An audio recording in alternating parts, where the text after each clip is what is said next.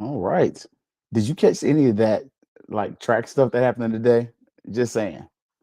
SWAC, that's actually what we need. That's what we're asking for. Like, do that consistency. Like consistently give us something better than what you're giving us. But right now, it's about to do things up.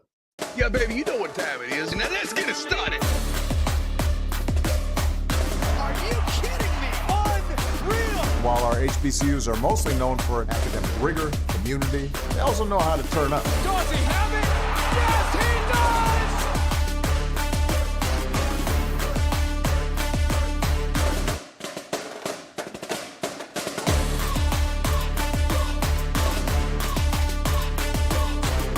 And that might be the knockout punch. All right. Greetings, salutations. Another episode of Fangs up here. And man, were you watching what I was watching? Okay, I caught the tail end because the SWAT could have done a much better job of telling us about everything. But I digress. Look, FAMU baseball is looking hot right now. They opened the season 2-1, which considering how they started last year, it's pretty solid. And considering where they finished last year, looks pretty good. Also, we got to talk about this track team. We're going to open up with that. We're going to talk about the Walking Dead and the girls basketball teams. Softball team, they ain't far behind the Walking Dead. They just look like they're more fun. Baseball and then football. And look, we got a little bit of news. Football team, y'all got some news about 3 to 7 minutes ago. Okay, been like 30, 45 minutes now. But when I saw it, it was 3 minutes old. So it was 3 minutes old to me then. It's 3 minutes old to me now. But uh, look, FAMU Track went out there and does what FAMU Track does, which is whatever they want. Like literally, FAMU Track has really just looked really good, especially the girls. Like if you want to kind of start looking at this, man, it was live on YouTube today, and the men's track finished sixth from what I saw, so middle of the pack. But the girls got first place, and that last 4x400 relay for the Rattlers. Especially, I watched the men's one because that was my YouTube went stupid at first, and I got it to work. That was beautiful. It was fun. We should have won that. Like we messed up on the exchange, and our track athletes slowed down. But otherwise, that was actually pretty good TV. Like SWAC, we need more of that. What's up, Tamara? Shout out a good evening to all the Rattlers. Look, we might have to do a recording on Thursday. I got a meeting, but I just don't want to not do nothing on a Thursday. Um, but it was solid, and that was good watching. Like as far as content wise, like SWAC, you got something. Like lean into your brand. I don't think I know. I've said this before. Use what makes you unique and deliver that. We're gonna get into that later on. Now, FAMU basketball, yeah, them jokers, they are what they are. But first, let's talk about somebody who's winning. Because when you get into the swing of things, we're talking about these stick sports. Look, FAMU tennis is up there. And look, FAMU tennis has started the season kind of rough against some of these other teams. You know, we beat Southern Miss, whole bunch of losses. And then we come back to the SWAC and we just over here let people know you can call us mama. Just saying, you can call us mama. Because those girls, 4-0, 4-0, they swept the weekend. Like, so the defending, reigning SWAC champions. Yeah, I know I gotta, make sure I say that for the people in the back. The reigning SWAC champions came up here and put a mollywhopping out there. Like, that's what's up. Experienced coach. She's been there for a while. Able to kind of run her program. Hey, that's what we want. That's what we want. Now, we do have to talk about the basketball. Look, the Walking Dead lost by 22. Look, it is what it is. um, Don't cancel the season. They got a few weeks left. Let these boys enjoy. Let them work out their scholarships. But at the same point, men's basketball, the Walking Dead, and the girls got mollywopped. But we're not surprised. I mean, Grambling, excuse me, Jackson State, the best team in the conference, even without their best player, they're still really freaking good. Like we could try to be as biased as possible about this, or we could be honest. Jackson State's the cream of the crop in the conference. You're not gonna be number one in every sport, and unfortunately, basketball ain't it. And looks like they pretty much kept the Grizzle in check, which I mean, we all saw what happened in Fresh Prince of Bel Air. You can only pass it to Will for so long for the whole team just crashes on Will. Carlson got to take a shot at some point. So I mean, we played give it to Will as long as we could, and I mean, Will's gonna get us as far as she can, but it kind of is what it is with that. But they're gonna come back Monday. That game was in Jackson. This game, ooh, that might be that winning spirit trying to come back, going against Alcorn. That game's at 6:30 for the ladies, 8:30 for the men. Am I really looking for a victory out of this? No, I don't. No. The girls, maybe. The guys, hey man, your guess is as good as mine. I feel like one game we get a winning product, the next game we just don't know, and I'm fine with that right now. Like I'm not losing sleep over this team. It's just not. Let me see. Trying to pull up these stats real quick. Grizzle was our top scorer though. 35 minutes, 10 for 18, 2 for 3 from 3. Okay, 29 points. So Delancey and Grizzle pretty much scored all the points. Oh, yeah. Oh, wait, that's the previous game. Sorry. Let me double check this one. Yeah. Sorry about that. Had to come back and check this one. Grizzle was top scorer again, but they held it at 16. Hey, yeah, I know I like to check numbers. I like to check data, and I like to be right because I'm petty.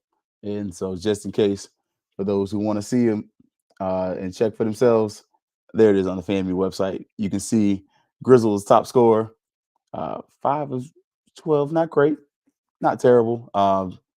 Free throw line though, I will give her credit. That was solid. 6 for 9, that's solid. And Delancey's way down there. Okay, you got a one player team. It kind of is what it is. Like, just being real about this. Now, softball had won a game. Now, they lost to Indiana today. If you're an IU fan or your fraternity rocks with them, that's cool. But yeah, they need a break, and thank God they're gonna get that for a while because yeah, they won a game, and some of it is just because the competition they're playing. And Bobby kind of hinted at something like pitching the problem. You did lose your best pitcher to the transfer portal. Like, so yeah, I know I'm a FAMU somewhat fanatic about this, but you did lose your best pitcher to the transfer portal. The players you got are going to be solid, but you got a young coach, fairly young coaching staff. Like literally, one of the players on the staff, one of the players from last year's team is a coach this year. So, I'm wishing her the best. But on the other side of this thing, look, the boys of summer are here. And thank goodness they are, because they had a doubleheader today. They split. They did split the doubleheader. They didn't win all 3 of them. But yesterday, they won 2 for 3. And I'll just say it like this. Baseball-wise, look, you win 2/3 of your game, look, it's going to be a good season. And imagine what happens when we get the SWAC competition. I was told credit goes out to Gerald Thomas from the Tallahassee Democrat. Go check. He posted and already wrote about the baseball game. He was on his way home. He thought it not robbery to let me know that we did lose that last game. But go check out Gerald on Tallahassee Democrat. Go check him out. 3Pete G on Twitter. But look, Tamara, let him know. Baseball looks great. And I'm with you with softball. That's why softball, I'm not losing my stuff. Like I'm not where I'm at with the men's basketball team with this softball team. um, just because I can see the light at the end of the tunnel. But with the baseball team, look, they won game one 6-5. Then they blanked them 4-0 in that first half of the doubleheader today. And the last one, it went to extra innings. They actually got the game to 8-8 and extras, and then end up giving it up. According to Gerald, though, we give 3 home runs, and we were missing our best player in that last game. So it's a good one, and it's a good time to kind of get better because you got Troy on Tuesday. It's a 4 o'clock game.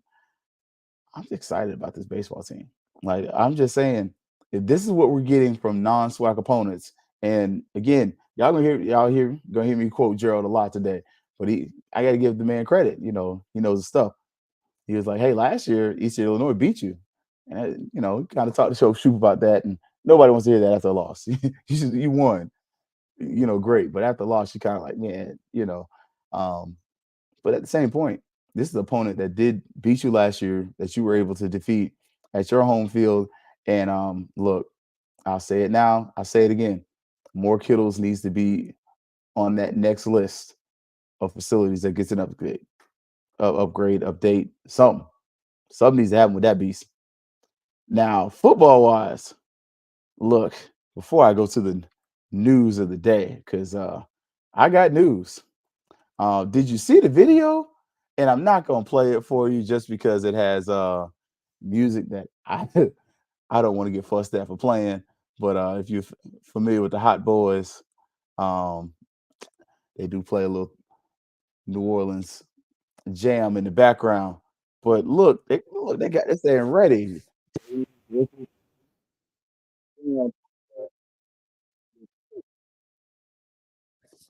Money Man Musa. There we go. Mike went out for a second. If you haven't watched it, go check it out. It's on the HBCU Legacy Bowls website, actually Twitter page. And you can see they got Musa and Richardson in there. And I believe that was Kenya that put up there. Like, man, we could have seen them two playing against each other. But go check that out on there. Um, Definitely something that a lot of you are going to want to see. A lot of you are going to want to check out. The tickets are on sale. The game is actually at Tulane University. So I'm excited. I was going to like download and play the video. And then I listened to the music. I was like, nah, YouTube's gonna get mad at me about this. So what's it say, Jen? Softball team. Yeah, yeah, yeah. Um, I agree. I understand why you try to get the higher teams up there, but I am one of the proponents for schedule teams, a few teams you can beat. Like it ain't gotta be everything. But when you up there just schedule a bunch of world beaters, there's no shock when you get your eyes beat out. So you're not upset about that. Now, on the flip side of this football thing, we got a couple players in this game too. You got Cameron Colvin, Isaiah Major. Obviously, you saw the money man Musa in there. K. Dot, affectionately known as Jamaria Shareed, Marcus Riley, Eric Smith, and Kamar Young are all representing FAMU in this game. It's gonna be cool. And then I want to say Xavier Smith is like an honorary captain for this game. So you can start to see one, this game is very FAMU heavy. If you look at the past couple of years, FAMU sent a lot of players to this game. But you can also start to see where now they can sell some of the players that have played in this event are now in NFL teams, especially Xavier. Now with Xavier, you got to tell that full story of this brother dropped like a 4.3 at his pro day. Then he went out here and he showed out. Like, so you got to make sure you tell the full story that it was actually at this pro day that he showed out. This game is going to be on NFL Network on Saturday. So look for it. If you have NFL Network, if you got a friend, that can help you get the NFL Network for a day or two, you know what y'all be doing. Definitely do that. But try to see if you can check that out. If you're gonna ask me who I think gets picked up and goes to the league from this game, I think Major goes, and I think Marcus Riley gets a shot. But those are my top two. Not saying the other guys can't, because I think Cameron Colvin could get a shot. I don't know about K-Dot, though. Is he tall enough? Eric Smith's another one. He's got a shot. I like Kamar Young a lot. I just, again, but my honest opinion, I definitely feel like Isaiah Major is going to be one of those dudes that he fits into the mold of what teams like the Patriots used to like. We know Bill Belichick's not there anymore, but start looking along the lines of like the Chargers. Like he's got that lunch pail mentality that people like Jim Harbaugh really like. Like who's got it better than us? Nobody. I'm just saying. See how I did that? If you're picking up what I'm putting down, then you know what's coming next. Now, what did I just put down? Oh, we got a commitment about an hour ago. That's credit that goes to Marcus Edits. But Jerome Nichols is a linebacker who was committed to Florida A&M University. Where did he play at? The University of Michigan. So he is a linebacker coming from the University of Michigan and limited playing time, though. He played in one game last year. So I hadn't played it a million games, but 6 foot, 230-pound linebacker. Like I said, limited playing time. And I compared him to Isaiah Major size-wise. Not ability-wise, none of the other stuff. But height, weight, all that kind of stuff. I look at Isaiah Major and I was like, y'all are very similar. That's just for me. I could be, mistaken. I think Major's like technically 6'1", but I'm just saying. I think he is in that area there. Let me see. Make sure I get it right. Oh, they already updated the roster on me. Oh, wait. I got to fix it. I had to press go. Because like, there we go. Yeah, Major 6'1", 230. So this guy here, he is, and I'll put it back so you can see him. Major 6'1", 230. This guy's 6 foot 230. So we're talking about an inch difference. That's how you sell that. What's up, Demetri? Always great to see you. But that's your comparable right there to me. Like Isaiah Major size, is he going to be as disruptive? That's going to be a great question just for me as a fan. Just what do we get out of this guy? Like size-wise. So look, that was your big surprise. If you're a FAMUing, I didn't have the thing to put up, but Parody Rattler definitely put up the sign Riz used to put up. And you got a commitment. And that's a position of need. We've seen you address it a little bit through some of the high school recruiting, actually. And I was, kind of impressed to see we used the transfer portal quite a bit, but once Cozy kind of comes in, started to notice we kept the guys who transferred in. But if you start looking at who he's bringing in, a lot more of these high school, players that you're starting to kind of see come in and stick. So, but late commitment there. Don't think it's going to be the last. Probably going to get some more on the defensive line. Cozy mentioned that's the position of need that he's going to be looking for. Now, what's our talking points to finish the show? Man, the SWAC needs a network, like a real network. Like if you were watching the track events like me, man, that was actually fun. Like I don't care what you want to say about it. The video quality was actually there. It was decent. The commentators were solid too. You got something there, SWAC, but you just got to figure out how to do it because it really feels like you've washed your hands of the situation. Like, hey, I'll just put something up there. But I have 12 different member schools who have 12 different ways of watching games. And that doesn't make sense because guess what? I'm not going to pay to watch that on every team. Like, look, is that one Rattler still in the portal? Last I heard, so supposedly Chene came out of the portal, but that's what the street committee said. So look, if it's wrong, take that up with the street committee. Keith didn't say it was confirmed. Matter of fact, let's say it like this. That is reckless, unsupported, completely speculative misinformation that I cannot validate. But the street committee said Chene's coming back. So supposedly, according to the street committee, all guys from the transfer portal are back that were officially on the team. So again, that's not Keith. It's speculative, irresponsible, unsupportive misinformation that has been shared. I'm just saying what I heard. I don't know if it's true. So, but yeah, so that was Tamara asked the question. That's why I put that out there to let y'all know. That's what the street committee said. I'm not a member of the street committee. I just be visiting, and they be telling me stuff when I be in the streets.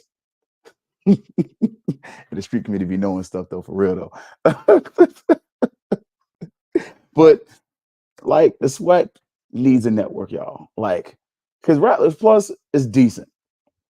I've done the stupid thing where I paid for it for like a game, and then later on that night, like, why didn't I just pay for the month?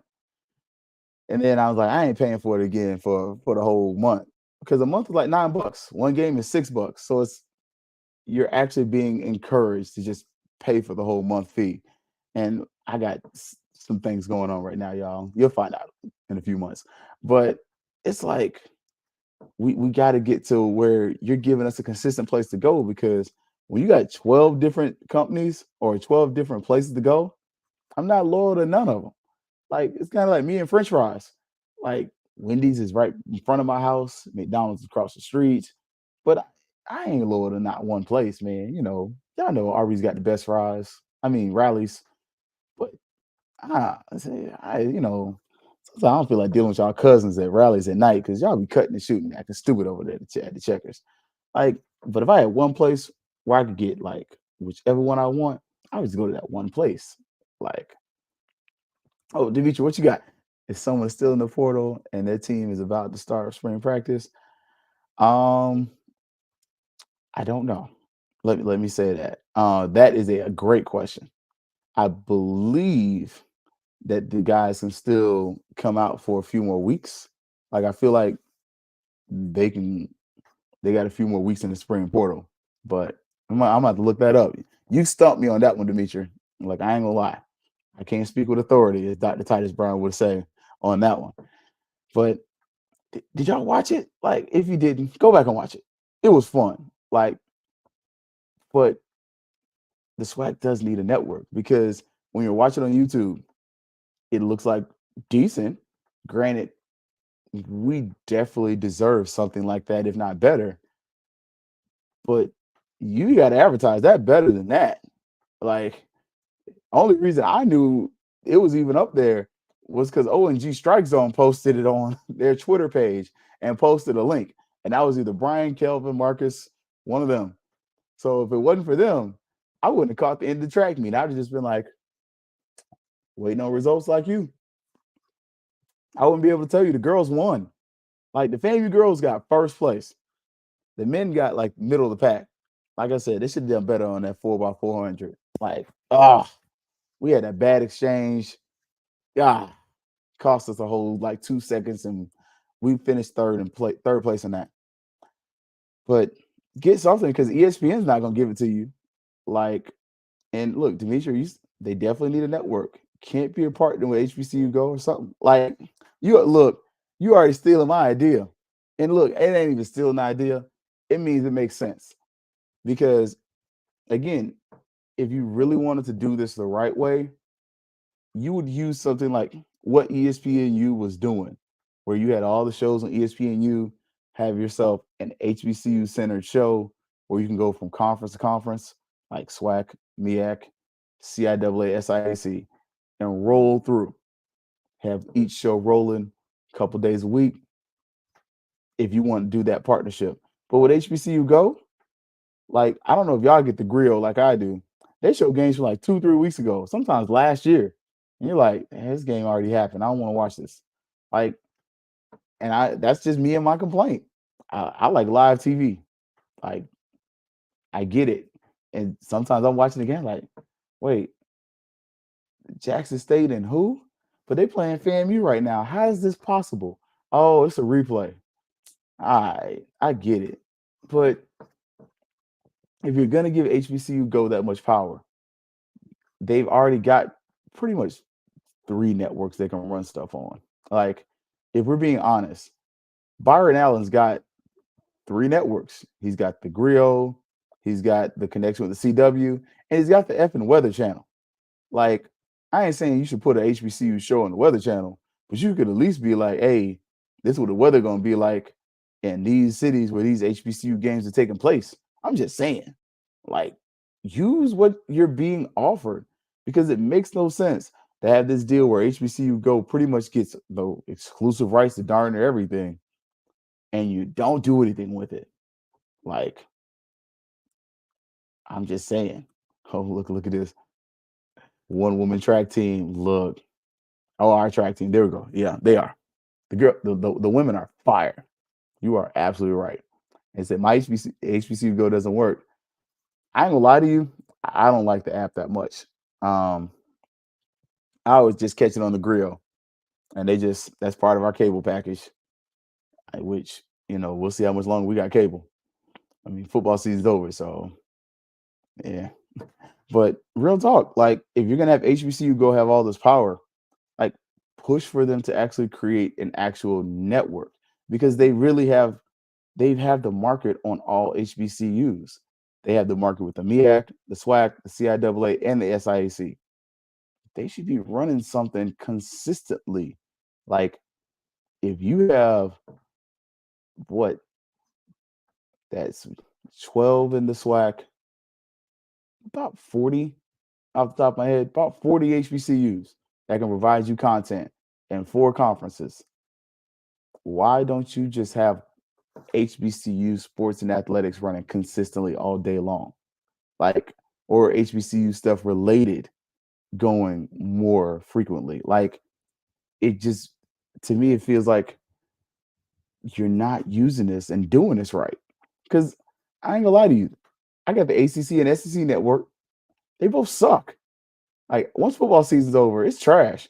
Like, and I like Florida State, but I'm watching ACC network and I'm like, I don't want to watch Florida State basketball. The guys kind of suck. They're okay. I mean, they're average.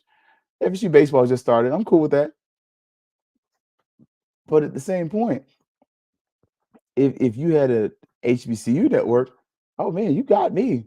Hey, FAMU baseball's on. Cool. Like doing this, doing like some way, shape, or form.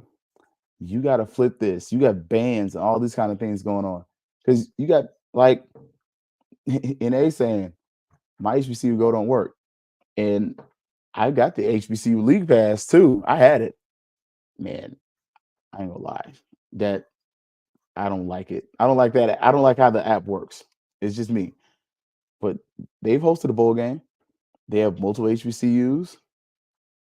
Like, partner with one of these entities, HBCU Digital. We've done a bowl game on our network.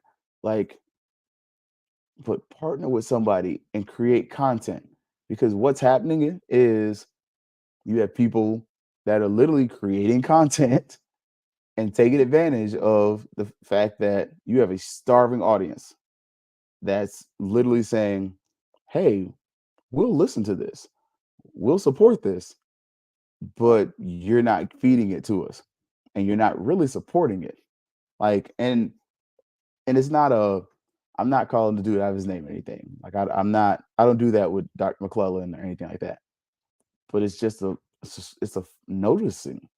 It's like if all this is going on around you, every other school and every other conference has started to realize that the money is in the TV. And all of a sudden we're seeing consolidation happen because these conferences are chasing TV money. Why aren't you doing the same thing? Why as a conference do we literally have to search 5 different areas to find if we can watch the game? Not how to, if we can watch the game.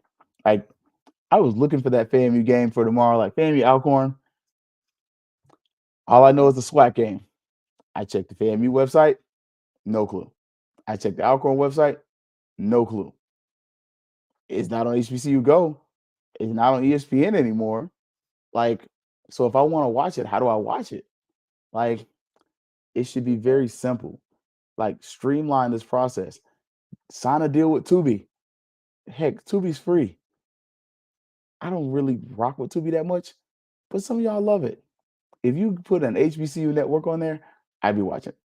Like, we just gotta get into the habit as a collective, as a people, and as a conference of selling the product because the product makes money. Oh, and the Alcorn should be streaming it. Appreciate it. Let me know where, because that was where I was looking for it. I was like, how do I see it? And that's the other thing. Without all these inconsistencies, you have 12 different ways of watching the game. Some are just gonna show you the game for free on YouTube. Whereas others, you gotta go do a paywall and pay $9, $10, watch it, and then you get access to all the other games, or you just get access to that one game. But at the same point, give me some consistency because what you can do with this, if you do this right, granted, do I want to watch old SWAC basketball games for last week? Not exactly. Just because you're showing me the game as if it just happened. Whereas, hey, we're replaying the football season. Oh, okay, cool. That's awesome. Replay the SWAC football season as we approach spring football and National Signing Day. You should have a National Signing Day show.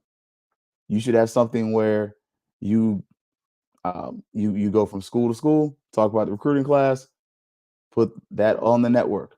You should have the coaches calls that happen on Monday mornings on the SWAC network. That way the public can see that. That creates new content. But then go back and all your games, especially your big games, have replays of those games. Like, it's not rocket science because literally that's just what these other schools are doing. Right before football season, every ESPN network that is affiliated with the conference is going to do a replay and have a conference day and a day for that team. And they're going to replay every highlight for that team. Like, you got something that these other schools have, especially bands. You got band content. Like, partner with some of these classics, partner with some of these band shows, record the band performance, and then all of a sudden you show it on your network because it has one of your bands in it. It's just, I don't know. And look, Demetri says, I don't think Alcorn has a paywall either. Oh, hey, look, if not, I'll try to watch it. But it's just kind of getting that little bit of in my vein today. I was like, oh, and you could ask my wife. I was cheering for the kids. They were running around the track. I was, come on, Rattler, let's go. You know, I was engaged, and it was because, oh shoot, I don't really get to watch the track meets and stuff. So as a fan, I'm here. You should throw some commercials on that bad boy, make some money on the side, and keep it moving. But you gotta push for those things. And I'm not saying Dr. McClellan's not that guy. I'm just saying I'm not seeing it right now. And I don't love not seeing it because I think we can do better than that. Just like how we're talking about, hey, we need upgrades at the baseball facilities and stuff like that. We do. But that's additional revenue that comes back to our schools. If you can get a network going, even if it's something that's, not the best, but something where it's, hey, YouTube, you get some advertisers, get something going. Can you offset the cost for the other schools? Like, what can be done as a collective? And I think if you were to get a network, get a partnership deal with one of these companies and have something where, hey, exclusive to Roku TV, exclusive to Tubi, whatever, hell, Netflix, all of a sudden you have some of that money coming back. And especially companies like Netflix, Amazon, they're trying to break into live TV distribution. You might be able to get a deal with them that allows for you to show your stuff to masses of people, but then opens up new markets. Because how many people have Netflix? Like, how many people have Amazon Prime and just watch stuff on Amazon all of a sudden? Like, you got to start kind of thinking about those things and utilizing the mechanisms in place to take advantage of that. So we're gonna see though, y'all. Not a long show tonight, short one because I know it's Sunday. I know some of y'all teachers got the holiday off, so y'all got to Get a little tardy for the party. Clear Babaco today. I don't know if it's 5-star or not. But look, we're gonna look later on this week. We're gonna do a recording. And on Thursday, kind of talk about what's going on, with some of these programs we got on campus. Like, just kind of got some ideas. How do we improve the game day atmosphere around campus? Like, Tamara, you're not being disrespectful. I agree. We saying we agree they need to do better. But we're gonna look at this game day atmosphere around Bragg. And Earl, get your phone ready. I might have to call my man, Mr. Earl Hankerson, the athletic director at Rickers. I'm gonna call him after the show and see if he would charge you not robbery to come onto the show and we talk about how we can improve the game day atmosphere at FAMU. They took away his hill, but there's some ways that FAMU's missing out on some money that we could really take advantage of just by utilizing some of the spaces we already have and maybe stealing some ideas that others are using. So we're going to look at that. We're going to pre-record it, though, and we're going to drop it on Thursday, y'all. So for Herb Sue and the Black Techies, though, look, man, check out Herb. He's doing something HBCU Nightly, man. Black Techies should be coming back soon. I'm going to double check on that. Look, get ready. FAMU's got a game against Troy on Tuesday. So go out, support them, get ready for that. And look, football. Coach hopefully we get some names for some coaches pretty soon. So y'all know how stuff goes. All right, y'all. We kept it short today, but y'all already know. It's always gonna be Fangs up. Yeah, baby, you know what time it is. Now let's get it started. Are you kidding me? Unreal. While our HBCUs are mostly known for academic rigor, community, they also know how to turn up. Does he have it? Yes, he does!